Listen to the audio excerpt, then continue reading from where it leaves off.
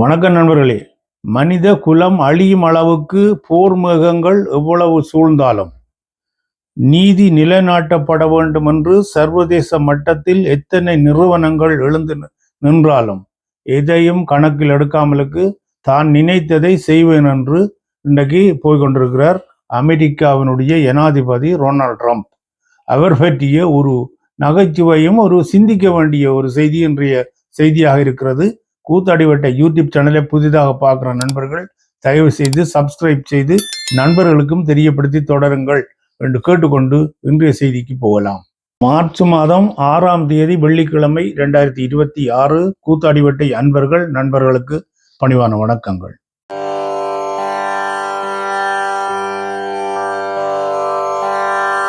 உலக நாடுகள் ஒவ்வொரு நாடுகளும் தங்களுக்கு ஒரு துன்பம் நிகழ்ந்து விட்டது, அல்ல இன்னொரு நாட்டாலே ஆக்கிரமிக்கப்பட்ட போனோம், அல்லது ஒரு போர் தங்களை சூழ்ந்து கொண்டிருக்கிறது என்று சொன்னால் எல்லோரும் சொல்லிக் கொள்கிறோம் என்றால் சர்வதேச நீதிமன்றத்தை நாடி நாங்கள் முறைப்பாடு செய்வோம், அல்லது அதை ஐநா சபையில் போய் முறைப்பாடு செய்வோம்.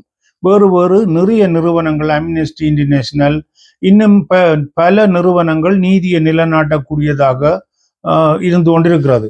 இத்தனை நிறுவனங்கள் இருந்தாலும் எந்த நிறுவனமும் கட்டுப்படுத்துற அளவுக்கு அமெரிக்கா இல்லை என்ற மாதிரி தான் நிலவரங்கள் போய் கொண்டிருக்குது. டொனால்ட் ட்ரம்ப் சொல்லியிருக்கிறார், ஈரானுடைய பிரச்சனைகள் தீர்க்கப்பட்டு ஒரு சுமூகமான ஆட்சி ஒன்று அங்கு அமைக்க வேணும்.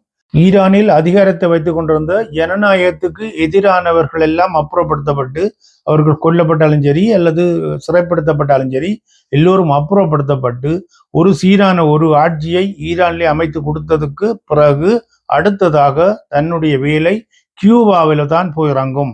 கியூபா நாட்டைக்கு ஒரு படிப்பினையே கொடுக்க போறோம் என்று சொல்லி இருக்கிறார்.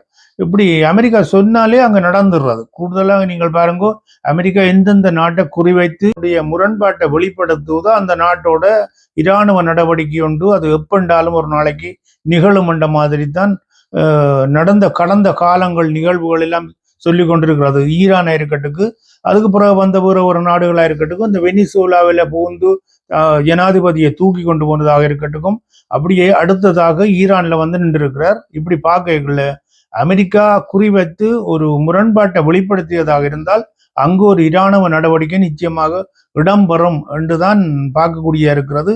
அப்படித்தான் வரலாறு வந்து கொண்டிருக்கிறது. இப்ப அடுத்ததாக சொல்லி இருக்கிறார், கியூபாவை சொல்லி இருக்கிறார். கியூபாவுக்கு அடுத்ததாக வடகொரியாவும் ஒரு குறியாக இருக்கும் என்றுதான் எண்ணக்கூடிய இருக்கிறது. வடகொரியாவில் என்னென்றால் அவர்கள் அணு ஆயுதத்தை வச்சிருக்கிறார்கள் என்ற ஒரு பயம் இருந்து கொண்டிருக்கு. வடகொரியாவினுடைய அதிபர் ஒரு மூட்டுத்தனமான நடவடிக்கை செய்யக்கூடியவராகத்தான் அவருடைய நடவடிக்கைகள் நாங்கள் வீடியோக்கள்ல வேற செய்திகளில் பார்க்கக்கூடிய இருக்கிறபடியால், ஆனபடியால் அவர் சில வேளையில அணு ஆயுதத்தை பாவித்து விட்டால் பெரிய பேராபத்தாக முடிந்துவிடும் என்றபடியால் சில வியூகங்களை வகுத்து கொண்டிருக்கக்கூடும். என்ன மாதிரி வடகொரியாவை கையுக்கு கொண்டுடலாம், என்ன மாதிரி அடிக்கலாம் என்று நினைக்கக்கூடும். ஆனால் வடகொரியாவும் அமெரிக்காவினுடைய கண்ணுக்குள்ள இருக்கிறது என்ற மாதிரி தான் இருக்குது. வெனிசுலாவிலையும் இப்படித்தான் சொல்லி கொண்டிருந்தது. வெனிசுலாவிலிருந்து போதை மருந்துகளை கடத்துகிறார்கள் தன்னுடைய நாட்டுக்குள்ள, அதை கட்டுப்படுத்தணும், இல்லை என்றுன்னா இராணுவ நடவடிக்கை எடுப்பேன் என்று சொல்லி கொண்டிருந்தவர். அதுக்கு நிக்கோலஸ் மதுரோ இல்லை, நாங்கள் அப்படி இல்லை, எங்களோட நாட்டில இருந்து செய்யவில்லை, நீங்கள் உங்களால் இயலக்கூடியதை பாருங்கன்னு சொல்லி போட்டு ஒரு சாதாரணமாக கடந்து போகலாம்னு நினைச்சு கொண்டிருக்கீங்கள. ஜனவரி மாதம் 4ஆம் தேதி 3ஆம் தேதி இரவு 4ஆம் தேதி இரவு 2 மணி அளவில் விமான தாக்குதல் ஒன்றை கொண்டு வந்து ஏற்படுத்தி மாளிகைக்குள்ள அமெரிக்காவினுடைய படையினர் புகுந்து ஜனாதிபதியாக இருந்த நிக்கோலஸ் மதுரோவையும் மதுரோவினுடைய மனைவியையும் குண்டுகட்டாக தூக்கி கைது செய்து உடனடியாக அமெரிக்காவுக்கு கொண்டு போய் வேறு எங்கேயோ கொண்டே வச்சுட்டணும்.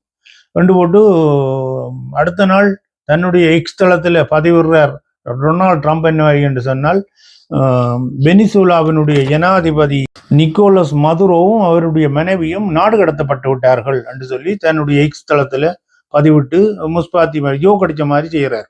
இப்படியான நடவடிக்கை தான் டொனால்ட் ட்ரம்ப் செய்து கொள்றது. அடுத்ததாக ஈரானுக்கும் அடிப்போம் என்று சொல்லி கொண்டிருந்தவ, ஈரானிட்ட அணு ஆயுதம் இன்னும் முடியவில்லை, அணு ஆயுதம் செய்கிற ஒரு கட்டத்துல வந்து அந்த நாடு தயாராக இருக்கிறது என்ற மாதிரியும், யூரேனியத்தினுடைய செறிவாக்கம் எல்லாம் அதிகமாக செறிவாக்கப்பட்டு விட்டது என்று சொல்லியும் அது இந்த கணக்கு வழக்கங்களுக்கு தெரியாது. ஆனால் யுரேனியத்தை செறிவாக்கம் செய்து ஒரு கணக்குல வந்ததுக்கு பிறகுதான் அது அணு ஆயுதத்தை செய்யறதுக்கு தயாராக இருக்குமென்ற மாதிரி தான் நம்பப்படுறது. ஆனால் அந்த முடிவு வரை இல்லை. ஆனால் 2-3 மாதங்களுக்கு முன்னும் அது தயாராகி விட்டது. இன்னும் ஒரு சில நாட்களில் ஈரான் ஒரு அணுகுண்டை தயாரித்து விடும் என்ற மாதிரி தான் கதை வந்து கொண்டிருந்தது. ஆனாலும் இரகசியமாக அமெரிக்கா எல்லாத்தையும் பார்த்து கொண்டிருந்திருக்கும். இன்னும் அங்க அணு ஆயுதம் தயாராகவில்லை என்று தெரிஞ்சு கொண்டுதான் உடனடியாக ஒரு நாளில் 27ஆம் தேதி பிப்ரவரி மாதம் ஒரு பட நடவடிக்கை, இராணுவ நடவடிக்கை இல்லாமலுக்கு விமானம் மூலம் நடவடிக்கை ஒன்றை நடத்தி இஸ்ரேலுடைய விமானங்களும் அமெரிக்காவினுடைய விமானங்களும் கொண்டு போய் ஒற்றைய நேரத்தில் அடித்து அந்த உச்ச தலைவராக இருக்கக்கூடிய கமைனி அவர்களை கொலை செய்து போட்டினோம். ஆனால் இதுக்கு 2-3 நாட்களுக்கு முன்னம் ஒளிவு மறைவு இல்லாமலுக்கு ஒரு 10க்கு மேற்பட்ட குண்டு வீசுற விமானங்களை கொண்டு போய் இஸ்ரேலில் இறக்கி விட்டுருக்குது. ஆக்கள் பார்க்கக்கூடியதாக இறக்கி விட்டுருக்கு. இங்க பாருங்க, கொண்டாந்து இறக்குறோம். அடுத்த நடவடிக்கையாக ஈரான் மீது ஒரு விமான தாக்குதல் நடக்க போகுது என்ற மாதிரி ஒளிவு மறைவில்லாமத்தான் செய்து போட்டு அடுத்த நாள் இரவோட இரவாக போய் ஒற்றை அடியில் ஈரானுடைய உச்ச தலைவர் அயத்துல்லா கொமைனி அவர்கள் கொல்லப்பட்டு விட்டார். அடுத்தடுத்த நாட்களில் படு மோசமான தாக்குதல்கள் எல்லாம் நடந்திருக்கிறது.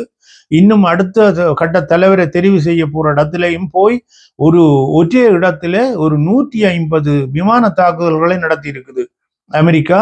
இப்படி ஒரு கடுமையான மோசமான தாக்குதல்களை நடத்தி இன்றைக்கு அமெரிக்கா நினைத்தது போல ஈரானை அவ்வளவு இலகுவில் விழுத்தி விடலாம் என்ற மாதிரி இல்லை என்ற மாதிரி வந்துட்டது. ஏனென்றால் தரைப்படை ஒன்றை உள்ளுக்கு இறக்கினால்தான் ஈரானில உள்ள நிறைய கலைகளை களையெடுக்க முடியும். சும்மா சாதாரணமாக விமான தாக்குதல்களை செய்ய முடியாது. மறைவிடங்களில் அவர்கள் ஏவுகணை தாக்குதல்களை வச்சு நடத்தி கொண்டிருப்பார்கள். உள்ளுக்குள்ள ரகசியங்களை, ஒரு சில ரகசியங்களைத்தான் இன்றைக்கு அவர்கள் கண்டுபிடிச்சிருக்கிறார்கள். நிறைய இடங்களில் அவர்களுடைய ஏவுகணை தளங்கள் இருக்கிறது. ஒரு 10-15 வருடங்களாக தயாராகி கொண்டிருக்கிறபடியால் அவ்வளவு இலகுவில் இதுகளை நடத்த முடியாது என்று சொல்லி அமெரிக்கா அறிஞ்சிட்டது. அமெரிக்காவினுடைய ஒரு யுத்த கப்பலை 600 கிலோமீட்டர் தூரத்துக்கு அப்பால் நின்ற கப்பலை ஈரான்ல இருந்து துல்லியமாக அவர்களிடம் இருந்த பாலிஸ்டிக் ஏவுகணை மூலம் தாக்கி தரமட்டமாக்கி இருக்கணும். ஆனபடியால் அமெரிக்காவும் உணர்ந்துட்டது, சாதாரணமாக இல்லை, ஈரான் சாதாரணமாக இல்லை. மக்கள் தொகை எக்கச்சக்கமான 10 கோடி கிட்ட மக்கள் தொகை அந்த நாட்டில் இருக்கிறது. பெரிய நாடு, பரந்து விரிந்த நாடாக இருக்கிறது. சுற்றி வேறு வேறு நாடுகளுடைய எல்லைகள் இருந்தாலும் இலகுவாக ஈரானை வென்றுவிட முடியாது என்றதை அமெரிக்காவும் உணர்ந்திருக்கிறது என்று பார்க்கக்கூடிய இருக்கிறது.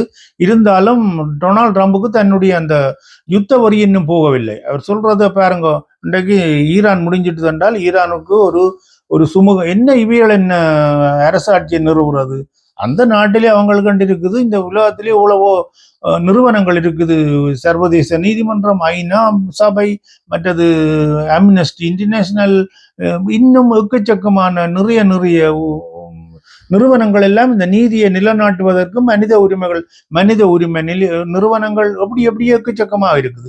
ஹியூமன் ரைட்ஸ் வாட்ச் அது இதண்டு இருக்குது. அவர்களுக்கு இல்லாத கவலை இவருக்கு என்னத்துக்கு வர வேணும்? இவர் ஒரு நாடு, இவர் தன்னுடைய நாட்டினுடைய விடயத்தை பார்க்கலாம். இல்லை என்றால் தன்னுடைய நாட்டில் இருந்து கொண்டு இந்த நிறுவனங்கள்ல போய் முறைப்பாடு செய்து அவர்களை தண்டித்து அல்ல அவர்களை கூப்பிட்டு வச்சு அவர்களை ஒரு வழக்கி கொண்டாடுறது தானே சரியாக இருக்கும். அதை விட்டு போட்டு அவர் செய்கிறது எல்லாம் சரி, மற்றவர்கள் செய்கிறது பிழை என்ற மாதிரி தான் டொனால்ட் ட்ரம்பினுடைய நடவடிக்கைகள் இருந்து கொண்டிருக்கிறது. அடுத்ததாக எண்டகண்டு தெரியல கியூபாவுக்கும் அடுத்த அணுட்ட குற்றம் இருக்கிறது என்றது நிச்சயமாக தெரிகிறது என்று சொல்லிக்கொண்டு எவ்வளவு பயந்து போனார். இன்றைக்கு பாருங்க, குவைத்தில் உள்ள அமெரிக்க தூதரகம் விடுபட்டுட்டது. ஏனென்றால் அங்கே இருந்தால் குவைத்தில் உள்ள பெரிய கட்டடங்கள் எல்லாம் அப்படி 2ஆ பிளந்து விழுது. ஈரானுடைய ஏவுகணை தாக்குதல்ல ஈரான் தாக்குதல் என்று சொன்னால் அந்த நாடுகளில் இருந்து இராணுவ தளங்களில் இருந்து தங்கள் நாட்டை நோக்கி இவர்கள் அடித்து கொண்டிருக்கணும். அப்போ நாங்கள் பார்த்து கொண்டிருக்கல, அது அந்த நாட்டில் இடம் கொடுத்தோடைய தன் அடிபடுது. ஆனோடைய அந்த நாட்டையும் அடிப்போம் என்ற மாதிரி இப்ப நிறைய மத்திய கிழக்கு நாடுகள் ஈரானுக்கு எதிரான நிலைப்பாடு கொண்டிருந்தாலும் தொடர்ந்து நிற்க முடியாது. தொடர்ந்து பார்த்தால் என்ன நடக்கும் சொன்னால் இவர்களுக்கு அழிவு வரும். அதுல கட்டாரா இருக்கட்டும், குவைத்தாக இருக்கட்டும், மற்றது பார்க்ரைனா இருக்கட்டும், சவுதி அரேபியாவாக இருக்கட்டும், அவர்களுடைய நாட்டில இராணுவ தளங்களை வைத்துக்கொண்டு அமெரிக்கா ஈரானோட மோதுமாக இருந்தால் ஈரான் அடிக்கிற அடி அது நாடு அந்த குறிப்பிட்ட நாடுகளையும் தாக்கும். அது குவைத்தா இருக்கட்டும், பஹ்ரைனா இருக்கட்டும், சவுதி அரேபியாவாக இருக்கட்டும், எல்லா நாட்டிலேயும் மக்களுக்கும் அவர்களுடைய நாட்டில் உள்ள கட்டடங்களுக்கும் ஆபத்துன்றதை வடிவா உணர்ந்து கொண்டு இன்றைக்கு மெதுவாக குவைத்தில் உள்ள தூதரகத்தை அமெரிக்கா எடுத்து பின்வாங்கி இருக்குது. ஏனென்று சொன்னால் அங்க தூதரகம் இருந்து இதுக்கு அடுத்ததாக இராணுவ நிலையம் எடுக்க வேண்டி வரும். வேறு வழி இல்லை. இராணுவ நிலையை எடுக்காவிட்டால் ஈரானுடைய தாக்குதல் அந்த நாட்டை தாக்கும் என்ற மாதிரி உணர்ந்து கொண்டு அமெரிக்காவினுடைய தூதரகம் அகற்றப்பட்டிருக்கிறது. இனி அடுத்தடுத்த மற்ற நாடுகளில் எப்ப நடக்குவது தெரியவில்லை. இதுகளெல்லாம் பார்க்கல அமெரிக்காவினுடைய ஒரு இறங்கு முகம் என்றது மாதிரி தான் தெரியுது. அவர் நினைச்சு கொண்டு வந்த வகையெல்லாம் இல்லை. இப்ப உங்களுக்கு தெரியும், 2 நாட்களுக்கு முதல் ஒரு கப்பல் ஒன்று இலங்கைக்கு பக்கத்துல அமெரிக்காவினுடைய நீர்மூழ்கி கப்பலால் அடிச்சு தரமட்டமாக்கப்பட்டு அது கடலுக்குள்ள அப்படியே மூழ்கிப்பட்டு விட்டது. அதுல நிறைய மக்கள் இறந்த பொடிகளை எல்லாம் இலங்கை அரசாங்கம் எடுத்துக்கொண்டு போய் அதை பதப்படுத்துறது கூட குளிர்சாதனம் இல்லாததால வேறு தனியார் நிறுவனங்கள்கிட்ட கொடுத்து அதுல தப்பி இருந்தவர்கள் ஒரு கொஞ்சம் பேரை வைத்திய சிகிச்சை நடைபெறுகிறது என்று சொல்லியும் மற்ற இறந்த உடல்களை கொண்டு போய் ஒரு இடத்துல அடக்கம் செய்யறதுக்கோ அல்லது அதை கொண்டு போய் பதப்படுத்தி வச்சு ஈரான்கிட்ட கொடுக்கறதுக்கான வழிக்கு செய்து கொண்டிருக்கணும். இப்படி இருக்கைகளை இன்னும் ஒரு கப்பல் உண்டு, இந்தியன் ஓசோன், இந்திய பெருங்கடல்ல வந்து தரிச்சென்று இருக்குது ஈரானுடைய கப்பல்.